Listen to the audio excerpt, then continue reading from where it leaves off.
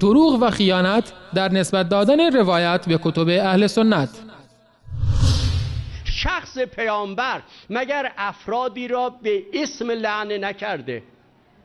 پیامبر اکرم معاویه را، ابو سفیان را، مروان را، حکم را به اسم لعن کرده. کجاست؟ در خود بخاری، در خود مسلم، یعنی در محکمترین منابع اهل سنت این حدیث نقل شده که ابو سفیان سوار شتر بود، معاویه داشت آن را میکشید و برادر معاویه یزید، نه پسرش، برادرش یزید اون را میراند. پیامبر فرمود لعن الله الراکب و القاعد و السائق، خدا لعنت کند سوار را، شتر سوار را، و لعنت کند شتران را، و لعنت کند شترکش را، کسی که میکشه، کسی که میرانه و کسی که سواره.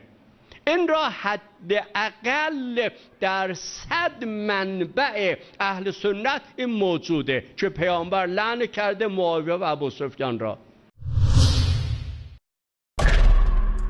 بینندگان گرامی، شاید باورتان نشود که این آخوندهایی که ادعای محبت و پیروی اهل بیت را دارند به این راحتی دروغ بگویند. اما متاسفانه دروغگویی و خیانت علمی یکی از ویژگی‌های آخوندهای رافضی است که ما در سلسله کلیپ‌های قبلی دروغ‌ها و خیانت‌های علمی آنها را برملا ساختیم.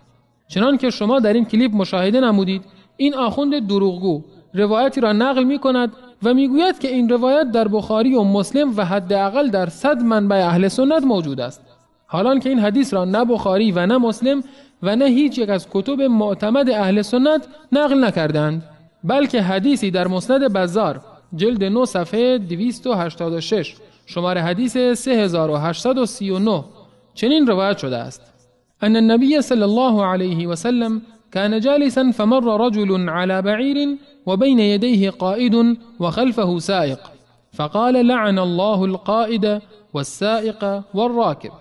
پیامبر صلی الله علیه و سلم نشسته بودند که مردی شتر سوار در حالی رد شد که یکی از جلو آن را میکشید و یکی هم از عقب آن را میراند. رسول خدا فرمودند خدا لعنت کند شترکش و شتران و شتر سوار را. اولا در این حدیث ذکری از معاویه پدر و برادرش نیست، بلکه لفظ رجلون یعنی شخصی آمده است.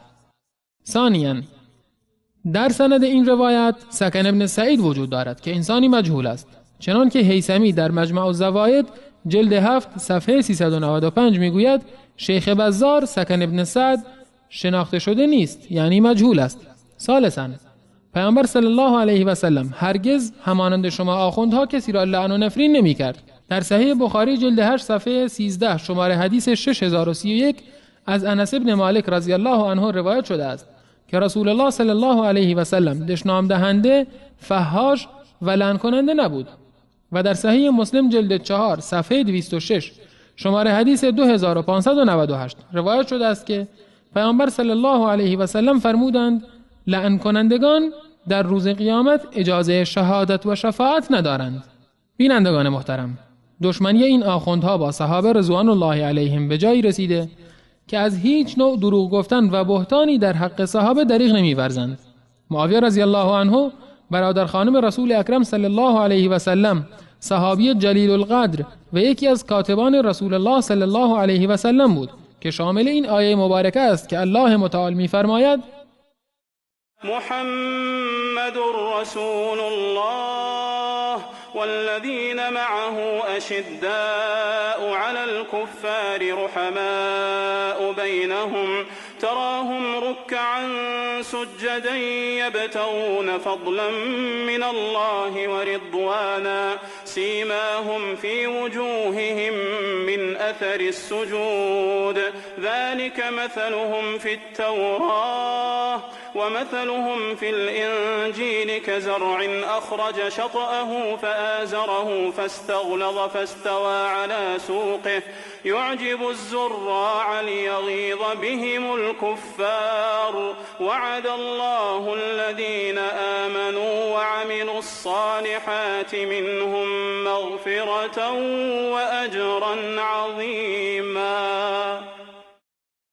محمد فرستاده الله است و آنان که با او هستند در برابر کافران سرسختند و با یکدیگر مهربان. آنان را در حال رکوع و سجده می‌بینی.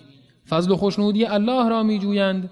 نشانه آنان از اثر سجده در چهره‌هایشان پیداست. این وصف آنان در تورات است و وصفشان در انجیل همانند زراعتی است که جوانه زده و تنومندش ساخته و ستبر و زخیم شده و بر ساقه‌هایش ایستاده است و کشاورزان را شگفت زده می‌سازد تا به وسیله آنان کافران را به خشم آورد. الله به اینها که ایمان آورده و کارهای شایسته انجام داده اند نوید آمرزش و پاداش بزرگی می‌دهد. و امام بخاری در تاریخ الکبیر جلد 5 صفحه 240 شماره حدیث 791 روایت می‌کند که پیامبر صلی الله علیه و سلم در شأن حضرت معاویه رضی الله عنه فرمودند: اللهم اجعله هادیا مهدیا وهده وهد به.